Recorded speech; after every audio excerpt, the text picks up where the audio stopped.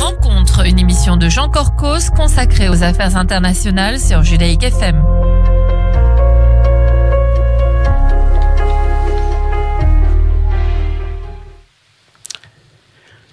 Bonjour amis auditeurs. Fondapol, la Fondation pour l'innovation politique, vient de publier un document intitulé « Les attentats islamistes dans le monde, 1979-2019 ». À partir d'une base de données mondiale compilée aux États-Unis, un travail de fourmi a été réalisé pour non seulement lister des événements et donner des tableaux de chiffres, mais réellement disséquer chaque attentat. Date, localisation, type d'attaque, auteur, cible, tout ceci a ensuite été exploité pour donner une vision à la fois statistique et dynamique. Un récit historique vient éclairer les événements au-delà de notre mémoire des attentats proches ou particulièrement meurtriers. Pour en parler, j'ai le plaisir d'avoir comme invité le directeur général de Fondapol. Bonjour Dominique Régnier. Bonjour Jean Corcos. Alors, merci d'avoir accepté notre invitation. On va commencer par la chronologie. Vous partez de l'année 1979. En quoi a-t-elle été fondatrice ? Alors, on a considéré que 1979, en raison d'une série d'événements historiques, était fondatrice. L'invasion de l'Afghanistan par l'URSS, qui va donner naissance, je vais vite, à un djihadisme nouveau. La révolution iranienne, bien sûr. La prise d'otages à la grande mosquée de la Mecque. La transformation du mouvement palestinien d'une espèce de nationalisme à une islamisation. Il y a toute une série de facteurs qui sont d'ailleurs consignés par les spécialistes du monde arabo-musulman sur lesquels nous nous appuyons aussi. Parfait. Alors, votre étude s'articule en 3 phases. Il y a 1979-2000, puis à partir du 11 septembre 2001 jusqu'à 2012, et ensuite 2012-2019. Et on constate une progression régulière, à la fois en nombre d'attentats et en nombre de victimes. Par période, on passe de 7 000 tués, et puis ensuite à 38 000 pour la deuxième période, et 122 000 pour la troisième période. Donc il y a eu à la fois une mondialisation et une montée en puissance. Qu'est-ce qui s'est passé ? Effectivement, vous avez bien résumé. En fait, le terrorisme djihadiste, à partir du foyer afghan, a aspiré des djihadistes du monde entier, principalement de la zone arabo-musulmane, mais de tous les pays, puis les a projetés ensuite dans une série de réseaux ou d'organisations qui sont bien connus, et c'est structuré en se diffusant pour monter en puissance d'une façon très impressionnante au cours de la période. C'est pour ça que nous avons fait ces séquences, mais en accompagnant et en se logeant, en se lovant dans des transformations du monde. Je donne un exemple. Il est clair que le djihadisme islamiste a tiré bénéfice de la globalisation, du numérique, des réseaux sociaux, d'Internet. C'est spectaculaire de voir cela. Quand on fait, comme nous l'avons fait, une analyse chronologique, année par année, pays par pays, on voit clairement qu'il y a une nouvelle dimension. Et comme vous l'avez très bien dit, on voit 3 séquences qui apparaissent. Et ce que moi, je n'aurais pas dit avant de commencer cette étude, c'est une chose que j'ai vraiment apprise, c'est que la phase la plus violente, nous y sommes, en effet, depuis 2013. Et depuis 2013, ça, je tiens à le souligner, c'est depuis 2013 que dans le monde, les personnes qui meurent dans un attentat meurent majoritairement, les 2/3, dans un attentat islamiste. Ce qui n'était pas le cas avant 2012, où on pouvait mourir dans un attentat autre. C'est aujourd'hui la cause principale pour ceux qui meurent dans un attentat, la cause islamiste. Très bien. Alors, l'étude donc montre que 90% des attentats islamistes ont eu lieu dans des pays musulmans, l'Afghanistan et l'Irak étant en tête de ce sinistre classement, avec environ la moitié de toutes les victimes. Ce sont donc les 2 pays où les Américains se sont engagés et ont échoué dans leur guerre contre le terrorisme. Seulement, à la suite de ce classement, on trouve la Somalie, le Nigeria, le Pakistan, et là, il n'y a pas eu du tout d'intervention occidentale. Alors, qu'est-ce qu'il faut en penser ? C'est une remarque très importante. On ne peut pas expliquer l'explosion du djihadisme terroriste par le fait soviétique ou par l'interventionnisme américain. Ce sont des facteurs qui jouent, bien sûr. Hein. Et l'un et l'autre, les États-Unis comme la Russie, seront d'ailleurs victimes du terrorisme djihadiste. Les États-Unis ayant, avec le 11 septembre, connu l'attaque la plus meurtrière dans l'histoire des attentats connus à ce jour. Mais ce que l'on voit bien avec Boko Haram ou l'africanisation du djihadisme, qui d'ailleurs prend en ce moment un tour encore plus marqué, c'est qu'il y a une espèce d'autonomisation de la diffusion du djihadisme. Ça n'est plus une détermination liée à une guerre, une intervention, une occupation, une présence, etc.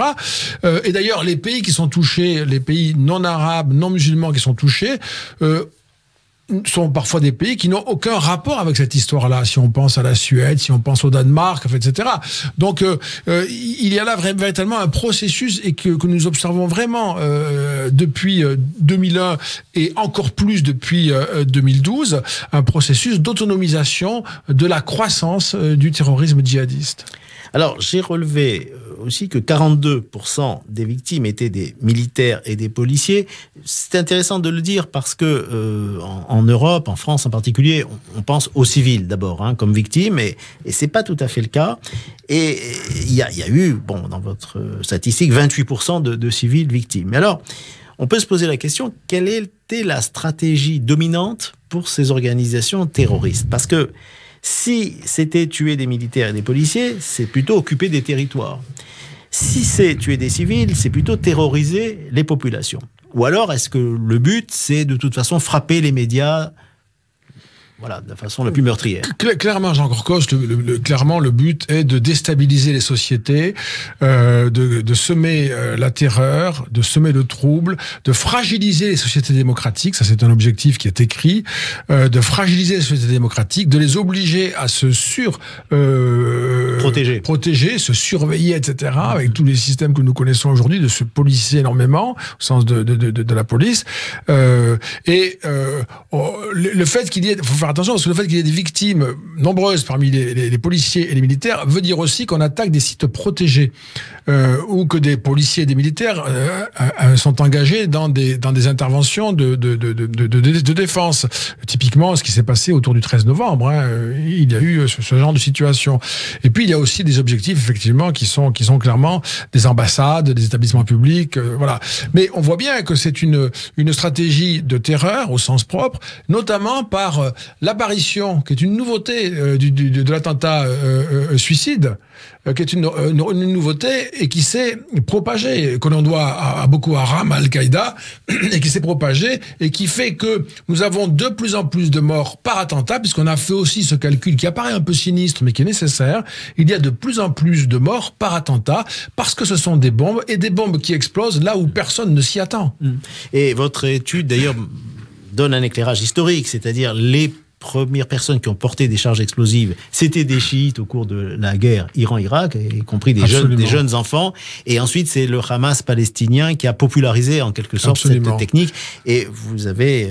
Et Boko Haram, ça est largement inspiré. Alors, on arrive tout doucement à la fin de cette émission. Moi, j'ai noté au début de l'étude une véritable liste à l'après-vert, de dizaines d'organisations terroristes recensées avec des noms différents. Alors, il y en a qui sont des franchisés d'Al-Qaïda puis de l'État islamique, il y en a qui sont totalement indépendants. Et vous donnez quand même deux éléments, facteurs communs.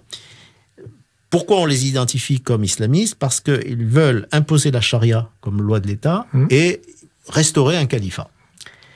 Seulement, il y a aussi la motivation nationaliste. Et on peut se poser la question, est-ce que ce n'est pas un facteur dominant? On vient de parler du Hamas palestinien. Est-ce que le facteur dominant, c'est pas nationaliste? Il y a la destruction de l'État d'Israël. Si on considère l'Asie, oubliée très souvent en France en particulier, avec les séparatistes en Inde, est-ce que c'est pas l'élément dominant? Alors, ça c'est une question qui est difficile à trancher. Il me semble que la caractéristique de la période, et ce que montre aussi notre étude, c'est ce que j'appellerais moi plutôt une islamisation de la cause nationaliste. Y compris d'ailleurs dans le projet de faire disparaître Israël.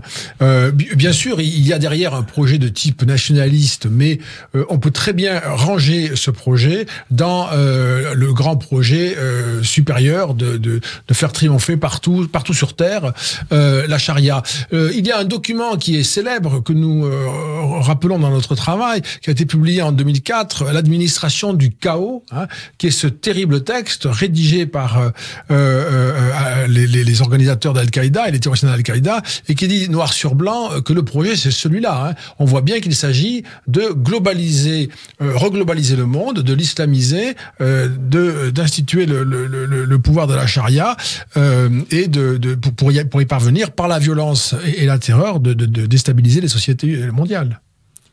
Et cette déstabilisation, nous l'avons vécue en France. Je dois dire aussi que cette étude mentionne bien, il y a à peu près 280 tués dans notre pays.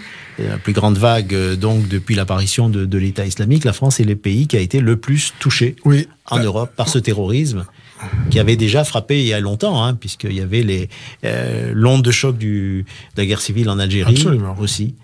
Il y aurait énormément de questions à vous poser, Dominique Régnier, qu'on n'a pas eu le temps de poser. L'identification des victimes, il y avait combien de chiites tués par des sunnites, ou l'inverse, combien de chrétiens aussi qui ont été massacrés, en particulier en Afrique. Peut-être aurons-nous l'occasion d'en reparler à nouveau. Je voudrais présenter encore une fois à l'écran cette étude, dire qu'on peut la télécharger gratuitement sur le site de Fondapol. Oui, et que la base de données avec les 33 769 attentats est également librement accessible. Extraordinaire pour vraiment les spécialistes et les chercheurs. Merci Dominique Régnier d'avoir accepté donc notre invitation. Amis auditeurs, je vous invite encore une fois à prendre connaissance de cette étude qui a énormément d'illustrations, de tableaux, de courbes. Ça donne vraiment une vision dynamique de cette histoire tragique que nous vivons tous depuis maintenant assez longtemps. Merci et à dans 15 jours. Au revoir. Une émission de Jean Corcos consacrée aux affaires internationales sur Judaïque FM.